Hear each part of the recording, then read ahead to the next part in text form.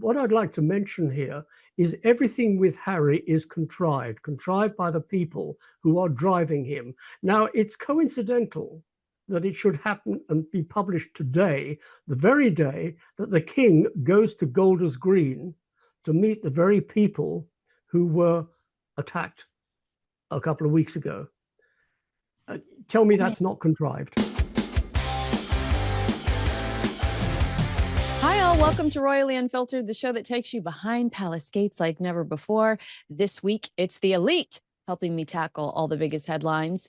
It's world-renowned royal author Hugo Vickers, who's been up to no good lately. He's been very, very busy promoting his Queen book and his Duchess of Windsor book as well. And we have the very handsome, always honest Dickie Arbiter. He is the former press secretary to the late Queen Elizabeth II and King Charles III. Thank you so much for being here. I'm so excited to talk to you both because we've had a pretty busy week, royals-wise, and not much coming from the Sussex front. So we've got plenty of valuable topics to discuss. Dickie, I just know you are so smitten with Catherine in Italy. Can you talk to me about her success? This will air on Friday. She's currently on day 2 of her trip to Italy. We saw her making pasta. We've seen her cuddled up with beautiful children, speaking Italian to them. It's really been just kind of an incredible experience to see her up and running. And it seems like feeling a lot better than she was a few years ago. Well, it is absolutely good news that she is back on the road proper, that she's back on the international road too. And it must have been a little bit of a walk down memory lane because she was in Italy for quite a few months before she went to St. Andrews at a British Institute to study history of art and also learn Italian, which is why she was able to put her Italian to good use on the visit. I mean, she's now back in London.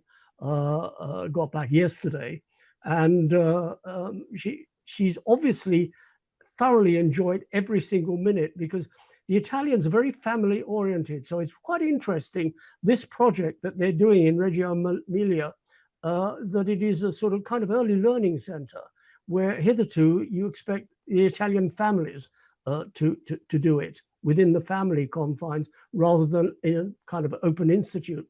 And this has been a very interesting exercise for her because she's obviously learned a lot from it. Hugo, incredible response once Catherine got out of the car during her first engagement. This is when we saw her with a baby that was just like giggly, so excited to see her, and surrounded by all of these children. The roar of the crowd when she stepped out of her car, I don't know how I would compare this to anything other than, and it feels lazy, but a Diana appearance back in the day. I mean, she really was just so celebrated, and it was such a wonderful response to her. Well, it was, and I think it was a sort of perfect royal tour because it was a fact-finding mission. You know, she's going to report back, and she's apparently going to go on similar tours. An opportunity to see her looking well, looking her incredibly smart, and people came sort of traveled 3 hours to see her. So yes, I mean she's such a star, and I think the fact that that they all knew that she had been ill and that she was better, and it was also a solo trip, so everything focused on her. But it was done with such incredible dignity and sort of purpose, and there was absolutely nothing about it which looked like a sort of staged, set up thing like we've seen with certain other people. It just seemed perfect in every way. And by the way, she also had a lot better weather than we've had in London. That's convenient. Dickie, what do you say to people that criticize the early years project and campaign? People that say she's spent years on it. What has it done? I mean, I don't think that those people understand the ultimate objective of said project. It really is about research, and it really is about it is going to take years to understand some of the questions she's asking. Can you put those people in their place? Yeah, well, they need to get a life for a start. It's rather interesting that you raised that point because a columnist in the Daily Mail on Saturday, Amanda Platel, I would have given her more credit for what she wrote because, quite frankly, it was nonsense. because she criticized Catherine for the time that she spends on early learning, because it comes from a woman writing who doesn't have children, who hasn't been married. Well, she has, but she's been divorced, but she hasn't got children, and doesn't understand that by giving children a good early start, and you cannot start too young with them, you're setting them up for the future. If you see them, like I see them frequently traveling on London's Underground, where you've got a mother or a carer on the telephone yakking away, the child is whinging, they give the child a telephone so they can watch a video. That is not bringing up a child. And what Catherine is doing is trying to get people to get their children and to teach their children, to show their children how to read, to encourage their children how to read, to give them an early start. Because if they don't get an early start, they're really screwed up for the rest of their lives. I mean, it's true that you're influenced so heavily by the environment you grow up in at such an early age. And I don't know how much we hammer that in the heads of these young parents that are starting these new families. Like, it does matter what you're watching on TV. It does matter how you speak to one another, whether the child can speak yet or not. They understand tone. They can feel the room. Those are such important issues that we should be addressing far more than we do. Dickie, talk to me about the discipline of sticking with some of these campaigns that are truly passionate to Catherine. I mean, you mentioned briefly, without mentioning, a certain other couple. I do think that it's important that the Prince and Princess of Wales have defined their interests and have committed to these interests, because we believe them and it gives them credibility when they talk on these topics, versus bouncing from whatever is trending at the time and just trying to hijack a little bit of excitement happening over here about this charity or whatever, compared to the other pair. I mean, what they are doing, what both of them are doing, they're focusing on everyday issues. They're not doing sort of fly on the wall stuff, cherry picking issues. These are real issues that they're dealing with. I mean, the number of times you can go into a restaurant in London, I'm sure where you are in Los Angeles, that there are 4 people at the table and every one of them is looking at their phone. They don't talk to each other, and most of them are kids. Yeah. And quite frankly, if you teach kids at the beginning, and you're teaching the parents at the beginning as well, then you're giving the child a good start. But if the parent is spending all their time on the phone, not taking any notice or helping the child to understand what life is all about, to read books, then the child doesn't have a good start. And when they go to school, they find that they're being left behind. So what William and Catherine are doing, they're focusing on real issues: the homeless, mental health, early childhood. These are important issues. And important issues that perhaps government should be taking up, but they're not. Mm-hmm. Hugo, what is your response when watching the Princess of Wales continue to pursue such a unique and, I mean, she brings analytics to the table. She shares her research with us constantly. I mean, she's an open book when it comes to what they've been doing when it comes to the early years. So I've enjoyed the process. I've enjoyed watching her do this. Is there something missing? Are people like Amanda Platel or whatever her name is, are they maybe only engaged in kind of the scandal, or when it comes to the royal family? Do they only kind of want the salacious stuff? Oh, probably. Of course, what I also think is interesting is what she's doing with her own children, because sometimes Prince William has been accused of not doing enough royal duties, but, they are spending a lot of time giving those 3 children the most normal possible childhood, and that's all a big part of it as well. And in fact, the Queen, Elizabeth II, she had the most wonderful 10 years before responsibility came to her when George V died and her uncle abdicated. And so I think, that will pay off. And that's, I think, very much in tune with what Dickie was saying about early life. I minded, but possibly some people take it a little bit too far. I had one friend who started playing opera to his wife's tummy when she was pregnant. Maybe that's going a bit too far. I don't know. Maybe that's the way to get them started. Start really young. I love that. That's such a sweet story. And what happened to that child? Do you know? I wish I did. I mean, that would have been, and then you're like, And you know have to go to what? Covent He's Garden he's to find out. president of whatever now. And I'd be like, yeah, see? No, I Yeah. do think that it's fun to see Catherine truly passionate about a topic. But Hugo, you're right. It's not just her addressing us about what she's discovered, because she is always enthusiastic when she shares that information with us. Sometimes it's been in YouTube or Instagram videos where she will explain some of those things, but it's through she's doing it. Like, it's through her own actions. It's through the way she's bringing up her own children. Um, and I think that that's to be admired. Hugo, do you like the way her and Prince William are conducting themselves in this part of their lives? I absolutely do, yes. And I think there's plenty of time for him to take on these extra responsibilities when he becomes king. And let's hope that's a long way off, because, the more normal a childhood those children can have, we won't be hearing that expression, a dysfunctional royal family, which we heard so much about some decades ago. Well, Remember? yeah, I do. I do. Yeah, Um, Kinsey, one of the regrets the Queen had when she had the second family, when she had Andrew in 1960 and Edward in 64, she regretted not being able to spend the same quality time with Charles and Anne mm, because of her father's illness. She was thrust into doing his duties as well as her own. And then he died tragically in 1952, a very sick man. And at 25, she was thrust into a job that just didn't give her time with her children. And yet 10 years down the road, she had that quality time with Andrew and Edward. And that was one of her regrets, that she didn't have it with the first part of the family. And William knows this, knows the history of his grandmother, and knows the history of his parents. Look, his parents didn't have the time, the quality time that they would have wanted to spend with William and Harry, because the royals were thin on the ground. They were in demand to do the job, more so Charles, because he was heir to the throne. So they didn't have that same quality time that perhaps they would have wanted. And William is not falling into that same trap. He has a cushion, and he's using that cushion to spend time with his family. And if there is a problem, like when Catherine had her abdominal operation, subsequently diagnosed with cancer, he cleared his diary.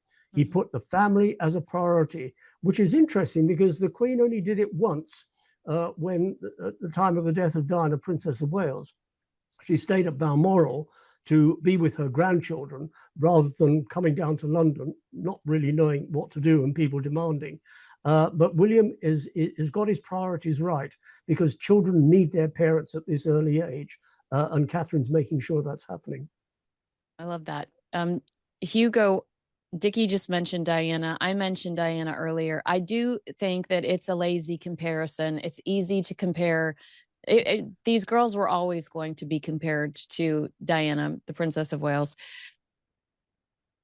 Do you think that Catherine ever pursues those comparisons? Because sometimes we see similar outfits, but for the most part, everything seems so effortless with her. I really do think she loves these children. I think the children love her back. There's an authenticity that you just can't fake when you watch her work, when you watch her engage with people and talk.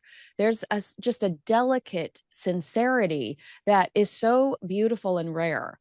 And I almost like her more than Diana, the Princess of Wales. I almost think she's a superstar in an even bigger way than Diana. And I don't know if it's the subtle confidence she has that Diana didn't, but do you think that they would ever invite those comparisons, or is that just asking for trouble?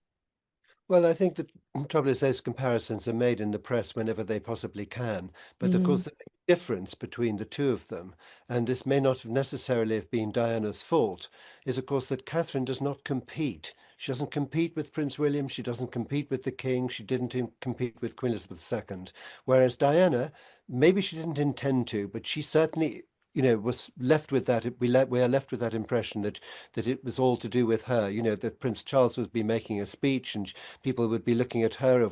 If there was something happening, she might cross her legs or make a funny gesture or something, and the world turned on her. And he got fed up with that, as you know, because all the headlines were always on her. And so maybe subconsciously, I don't know whether Dickie would agree, maybe subconsciously she did begin to compete. And of course, later on, when they were separated, then of course you had the I think it's fair to say the War of the Waleses was a genuine thing. Well, the War of the Waleses did rumble on. I mean, the War of the Waleses began in the mid 1980s, and there was an element of competition. Charles said very famously in a speech in New Zealand, it would be better to have two wives than I could manage them as they progressed on the walkabout either side of the road. Let's not compare Catherine to Diana. They're two different women. They're two different backgrounds, two completely different education systems. And when Catherine came into the royal fold, she was that much older and much more mature than Diana. Diana came in engaged at 19, married at 20, just. So they are two very different women. Diana with children, she was tactile, she picked them up, she hugged them. Catherine doesn't. She squats down to talk to them, might take their hand, but she's not a hugger. And I think that is important. Catherine knows exactly where to draw the line. She brings herself down to the same level as the children, or sometimes tries to bring the children up to her level. She doesn't talk down to them, but she's not a hugger, but she is a communicator with them, and they understand exactly what she's saying and what she's talking about. And the parents listen.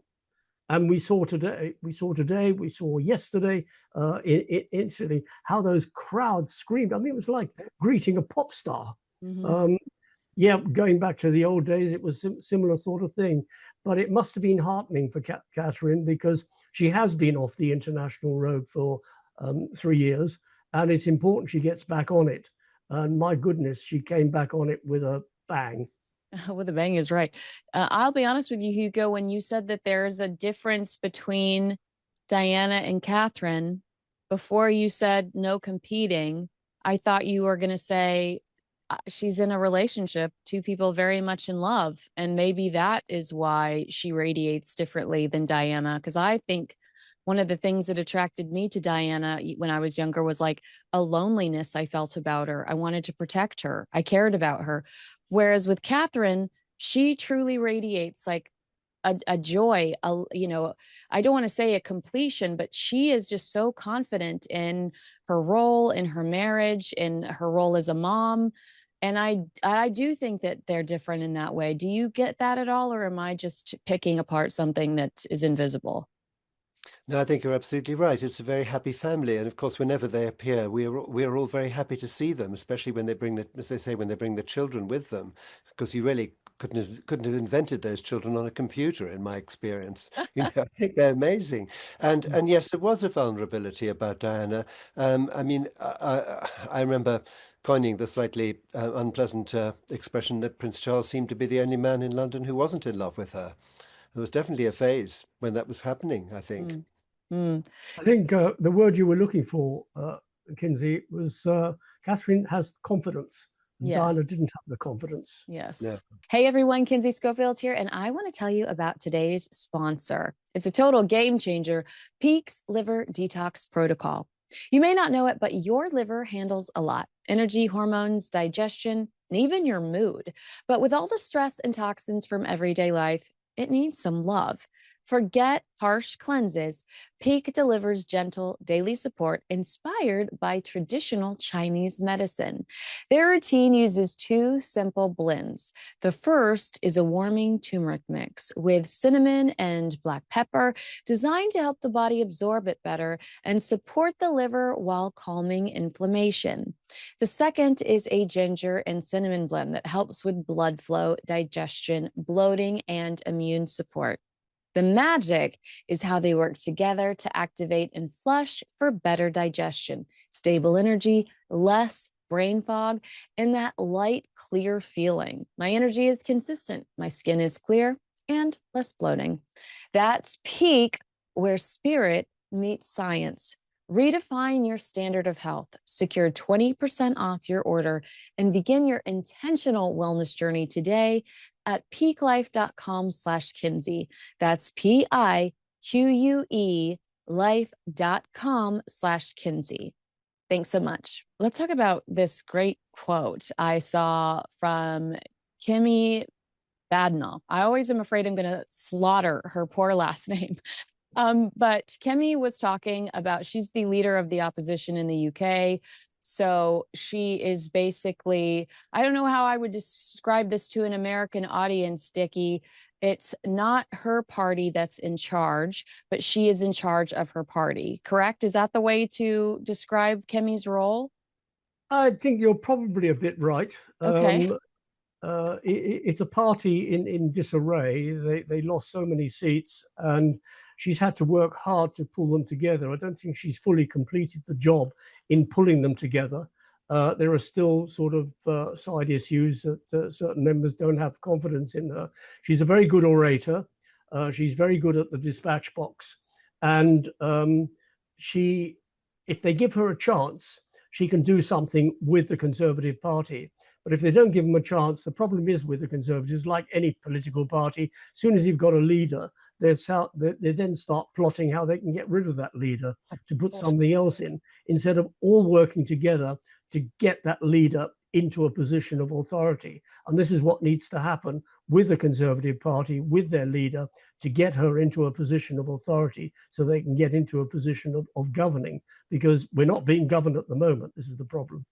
Well, to your point about always plotting to give somebody the, you know, the boot, there was a question asked of Kemi. She was sitting in an interview and somebody said something along the lines of like, do we need a monarchy still? And she said, we're better off with King Charles as our head of state than Keir Starmer, who, I mean, by the time this airs, might not be the prime minister anymore. There's so much chaos surrounding the current prime minister, Keir Starmer. Hugo, it's a great example of that, the stability that the monarchy brings and the comfort that the monarchy provides. I mean, maybe even the world, that politicians come and go, but there's this force that you can rely on. Do you feel the same way? Well, yes, because the great thing about the monarch is that they are above politics, so people can respect them as a head of state regardless of their political affiliations. So we're very lucky to have him. And of course, as you saw in Washington, I mean, I don't think anybody else from this country could have done what he did and get that response in the Congress. So that I think is all very good. I think Kemi herself, I must say, I think she performs. You know, Dickie touched on it. I think she performs extremely well at the dispatch box. She's learnt the art of theatre and to make it entertaining. And it hasn't always been entertaining, but I mean, she just delivers shot after shot, which all of them land straight into Keir Starmer. I mean, he must be like a pincushion now after all the things she fires across the dispatch box. I mean, it's fascinating to watch. I'm gripped, you know, whenever she's there, and she's very clever at it and very funny. You know, she's good. And I think in this modern age of television and personalities and celebrities and so forth, you need a bit of that. And so I think she's onto a winner there. Hugo made a very interesting point when he sort of spoke about the King talking to the joint session of Congress. The King was critical of the President of the United States in a nice sort of way that only a king could do. A Yes. politician is not capable of putting those sort of words in a diplomatic way. And this is why the monarchy does excel in soft diplomacy. I mean, he said he was using the Magna Carta as an example, that executives are subject to checks and balances, which was a direct aim at the president. So they can achieve what politicians can't. And we have a system here where we do have a monarchy. Hugo's absolutely right. They are non-political. They do not get involved in political debate. And we are better off with a monarchy than we are with an executive head of state, because we see what happens elsewhere in the world. Look, you've got an executive head of state in France, and his politicians in the House of Assembly are against him. You have an executive head of state in the United States. Well, at the moment, it's Republican loaded. What's going to happen midterm remains to be seen. So, you know, you might have an executive head of state, but you might not have the following in the House of Assembly where the decisions are made. Well, Hugo, King Charles and Queen Camilla attended the state opening of Parliament where they delivered a speech. And this was Keir Starmer's speech. It's the King's speech, but it's written by the government to outline policies and legislation that they're proposing for the new parliamentary session. Reports suggest that the palace was extremely concerned about this because Keir Starmer is in such a pickle right now. And they wondered, are we going to go through all the pomp? Are we going to go through the process? We're pulling out the big guns. We're pulling out the big jewels. And Keir Starmer might not be here in the next few days. Do you believe those reports? Because it is they're using a lot of resources and the whole world is watching. And it could be embarrassing, maybe not for the king, but for the country, if he's outlined all of these things that might not come to fruition. Well, that's very interesting. I think it would have been much more damaging if he had sort of pulled, let's say the palace had pulled him out at the state opening. I don't think there was ever any question of that happening. I have complained in the past, and certainly would complain hugely about that particular speech, because my understanding of what a speech should be is to tell the House of Lords and the House of Commons the legislation that is going to be put in front of you, and not to give what seemed at times to be a party political broadcast. My government feels strongly about this, feels strongly about that. The palace, I think, should have been much more onto that one. And they did it to the Queen once, and it was a time, I can't remember exactly the exact year, but the Queen, I think it possibly it was 1994 when she was or 1995 when she was in South Africa. And she came back and they said afterwards rather feebly, oh, well, we didn't have time to look through it. But in those days, the government was sort of putting forward all their policies and telling us, following my government's wish that this should happen and that should happen. That's very wrong. I mean, you listen to that speech and you'll find it's full of all that sort of stuff. But yes, I mean, it could be that this government collapses. It could be they have another leader. We have had several times, even in the late Queen's reign, when there have been openings of Parliament in quick succession, one after the other. The next one would obviously, if it happened in the next month or so, would just be a straightforward, day dress occasion. They wouldn't bring out all the carriages and the horses again. But it's a very good idea that they do every now and again, because that reminds the world and the politicians of the King's role in the Constitution. In other words, that nothing actually becomes an act of Parliament until he signs it, which means a lot of people see it along the way. It's a very good idea. What is interesting, Kinsey, is in this whole scenario is you saying that Starmer might not be prime minister tomorrow or the day after. This whole thing is media driven. Mm-hmm. About 3 weeks ago, they were talking about Starmer losing and somebody taking over. It didn't happen. Now they got on the bandwagon again last week. It didn't happen. They're now on it this week. It hasn't happened. So it is media driven. But do you understand how, from an American perspective, it doesn't seem completely unlikely, having watched Boris Johnson, Rishi Sunak, and Liz Truss get the boot so quickly in succession? That's also true, but the Conservative Party have a history of giving their leaders the boot, PDQ, pretty damn quick. As I said a moment ago, that no sooner they got a leader than they're plotting how to get rid of that person. Right. So they do have a history. I think the Labour Party, it's a sort of different scenario. Well, they had to wait 14 years, right? I mean, this is 14 years in the making. They're finally in power. I would be, holding on with my nails popping off too. Yeah, but eventually your nails crack and your nails break and you fall off the ledge. That's the thing with politicians. They never know when to go. They hang on and hang on and hang on. And it doesn't do the country any good. And it doesn't do the standing of the government any good. When it's your time to go, when everything is against you, when the media is against you, say, I've had it. Okay, this is it. I'm off. Mm-hmm. Instead of hanging on and saying, we are governing for the people. They're not at the moment. They're struggling for themselves. So West Streeting resigning doesn't make you concerned at all that you might actually be inching closer to a Keir Starmer resignation?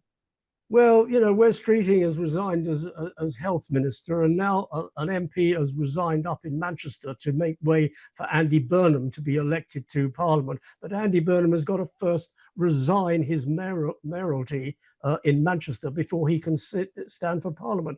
Yeah, it's such a mess. Yeah. Everybody's doing their own thing. Meanwhile, we are rudderless and we're a laughing joke. The laughing stock of the world. Wow. Hugo, do you have an opinion on where we might see will Keir Starmer still have a job in the next 3 or 4 days? Do you have an opinion on that? Well, quite possibly in the next 3 or 4 days, but I think the time is the world has decided that the time is up for him, and it's that he's got to go. It's just a question as to when they can affect this. I think it'll be interesting to see what happens. I mean, I quite enjoy it, to be honest. I think it's quite interesting, but as a sort of spectacle. Yeah, no, I think he's got to go. I think he's got to go. We're going to have an awful lot of ex-prime ministers lined up at the Cenotaph, I'm afraid. I mean, we've got whole row of them already, and we'll soon be sort of 2 rows of ex-prime ministers. We don't have an awful lot of politicians in Parliament to take over. Yeah. No, well, then of course the quality, I'm afraid, of the people that are in Parliament they're nothing like they used to be. And I don't know what you're talking about, Hugo. Zach Polanski, who can hypnotize your boobs bigger. I think he's very quality. That's a quality that I'm here for. Go wash your Well, mouth out. The Green that's very Party. good. The green Yeah. is that the Green Party? Oh my goodness. I wanted to I ask would you, say it is the Grim Party. amen. I wanted to ask you, Dickie, about Buckingham Palace.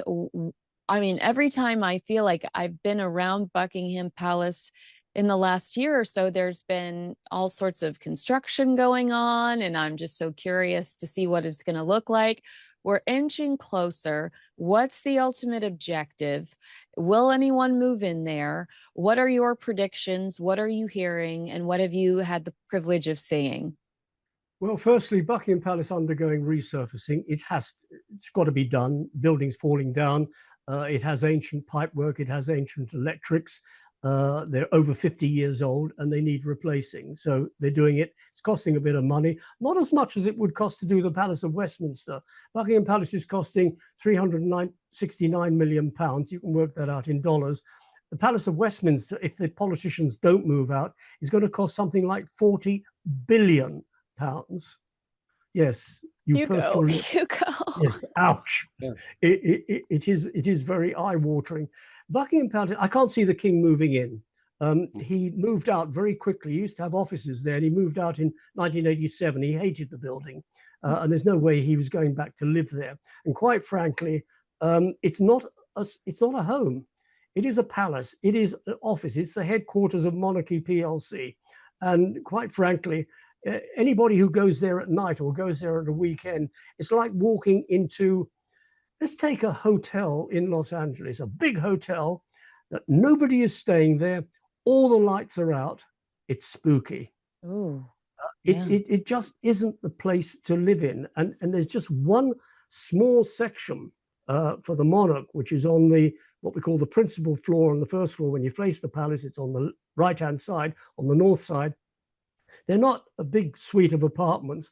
And quite frankly, Charles and Camilla enjoy their space. They have the space. They have the space, and particularly the space at Clarence House to entertain. If you're going to entertain at Buckingham Palace, there's no private quarters to entertain. You've got to open up, say, the state dining room if you're going to have an intimate dinner party, which is opening up a whole huge part of the building. You're then going to have to open up the kitchens to get somebody to cook a meal, whereas everything is all self-contained within Clarence House. So no, I don't see the king moving there. Article in the Daily Mail today from Nikki Haslam suggesting that it would be wrong. No, it's not wrong. It's absolutely right.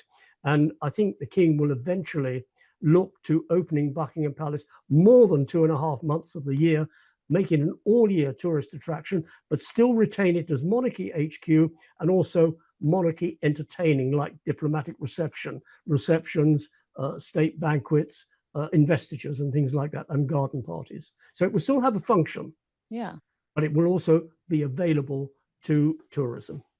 Hugo, Versailles is, a shining example that you don't have to have a monarch currently in residence to make a venue an exciting space for tourists to visit.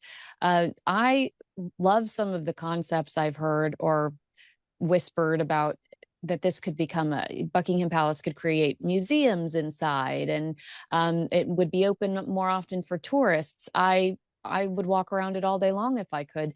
Do you have an opinion on that? Or do you believe that it is important for the monarch to live there because that's what they do? Churchill said they should, and we should still abide by his instruction. How do you feel about this?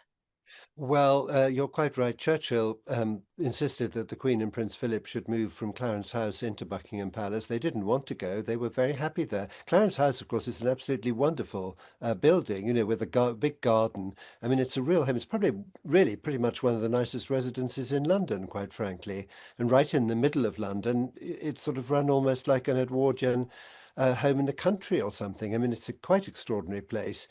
And no, I don't think they have to live there. But of course, the difference with Versailles, I mean, there isn't a monarch in France at all. But Buckingham Palace, until quite recently, has had a very, very strong sort of royal residence connection. So tourists would be very interested, I think, to see those rooms. And you know, I'm sure Dickie, you've been in the private rooms of the Queen and Prince Philip. I've certainly been in all Prince Philip's rooms, and he had the Queen gave him the King's room, so he had the first rooms, as it were, from the front of the palace, about halfway down, and then she had the second set of rooms, and he had a library and a big drawing room and a study and then a bedroom, and if they came out, they'd just come out into a corridor like you might do in a hotel. You know, everyone could see that they were there, and there would always be a page outside their room anyway, so you could tell whether they were in or not.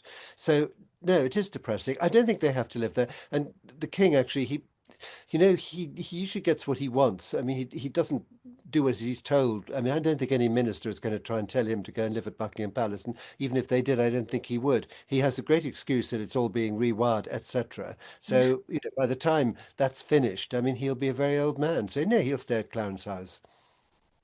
Dickie, this is kind of unrelated, but related. What I love about these old spaces is that like there are literally mice. You know, we look at that and we're like, oh my gosh, it's so glamorous. There's like it just this I want to be a princess in a castle, but they've got rodents and like real problems in buildings like this. I think they've got that sort of pretty much under control. Oh, do In they? all the Good. years, oh yeah, in all the years I was there, I never saw a rodent once. Okay, good. And there were the odd Saturdays when I went in to catch up on some work that I rather cheekily rollerbladed round the basement, which was an absolutely wonderful tiled area where I could go in a circle and there was nobody there, and I never saw any rodents at all. So if there are rodents, Hugo's got a story. I'm hoping it involves rollerblades too, but I doubt it. Go Hugo. Dickie, you were a press secretary. You were dealing with rodents every day of your life. Yeah, well, you said it. I didn't. That's You fell hilarious. into that one. Well, even though